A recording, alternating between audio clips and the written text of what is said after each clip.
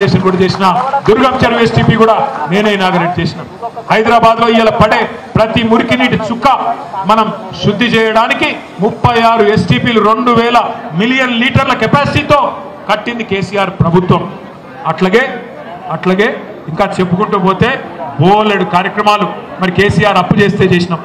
మీరేం చేసింది? మీ ప్రభుత్వం 2,20,000 కోట్ల అప్పు చేసి రేవంత్ రెడ్డి గారు ఎవరికన్నా ఒకరికి 4,000 పెన్షన్ ఇచ్చినవా?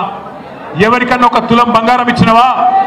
ఒక్క ఆడపిల్లకి 2,500 రూపాయలు ఇచ్చినవా? ఒక్క మా ఆడబిడ్డకు రంజాన్ తోఫా ఇచ్చినవా? ఒక్కలకు బతుకమ్మ చీర పెట్టినవా? చీరగా అక్కడికి జాకెట్ ముక్కన పెట్టినా? ఒక్క మంచి పని చేసినవా? ఒక్క ఇల్లు కట్టించినవా ఆఖరికి? మరి కేసీఆర్ 1,00,000 డబుల్ బెడ్రూమ్ ఇల్లు కట్టిన హైదరాబాద్ లో, నువ్వు ఒక్కటి కట్టినావా కొత్తగా? 2 ఏళ్ళు అయిపోయాయి. 2 ఏళ్ళు మాటలతోనే టైంపాస్ అయిపోతుంది.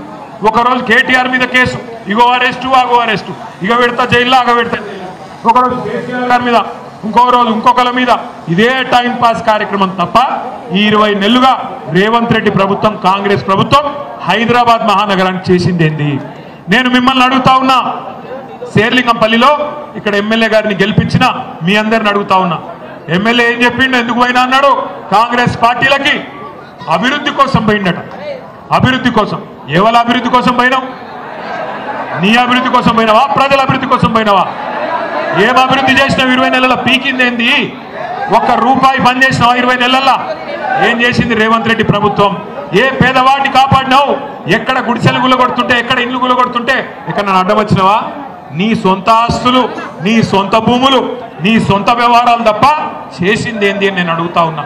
ఇంకొక మాట కూడా అడుగుతా ఉన్నా, ఆలోచించమని కొడతా ఉన్నా. నేను మొన్న టీవీ చూస్తూ ఉంటే చాలా విచిత్రం అనిపించింది నాకే. ఒక ఎమ్మెల్యే గారు మన పార్టీలకు వెళ్ళి కాంగ్రెస్ పార్టీలో జంపు కొడితే ఆ విలేకరు అడుగుతాడు, పాప తమ్ముడు పోయి, అన్న ఎమ్మెల్యే గారు ఏ పార్టీలు ఉన్నారు? ఓయ్ ఎమ్మెల్యే గారు ఏ పార్టీలు ఉన్నారు మీరని అడుగుతుంటే ఆ ఎమ్మెల్యే గారు చెప్తాడు, ఎక్కడ ఉండాలో అక్కడే ఉన్నాను. ఎట్లుంటుందంటే కథ, ఎట్లుంటుందంటే ఇప్పుడు మీ అందరికీ పిల్లగాళ్ళు ఉంటారు ఇంట్లో. పిల్లగాడు లేకపోతే సాయంత్రం ఏటో దోస్తు ఇంటికి పోయిండు, ఆయన రాత్రి 10 అవుతాను, ఫోన్ చేసి కొడుకుకు, అరే ఎక్కడున్నారో ఇంకా రాకపోతే అంటే, నేను ఎక్కడ ఉండాలో అక్కడే ఉన్నా అన్నాడు అనుకో, మీకు ఏమనిపిస్తుంది? దౌడ మీకు ఒక తప్పబుద్ధి కాదు.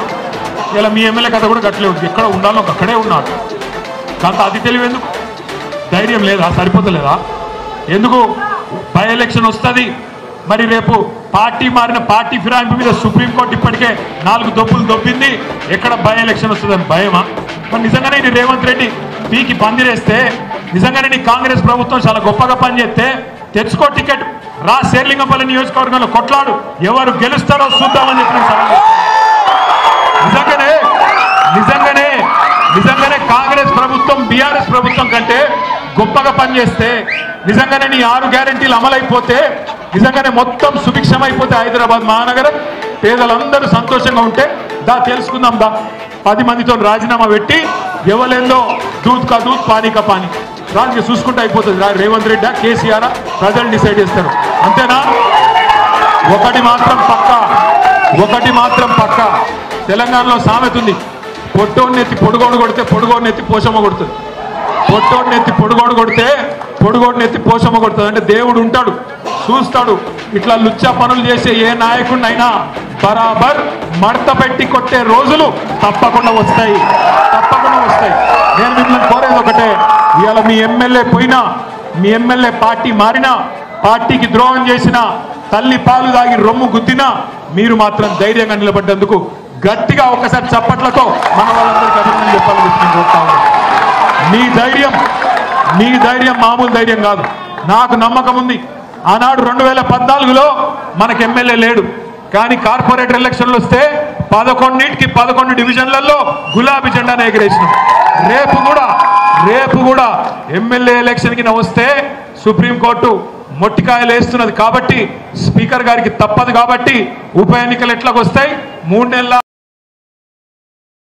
ఎక్కువ రోజులు తప్పించుకోలేరు. ఎందుకంటే ఏదో ఒకటి చెప్పాలి.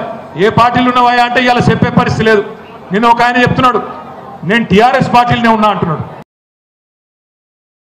కార్యకర్తల సమావేశం జరుగుతున్నది. ఈయన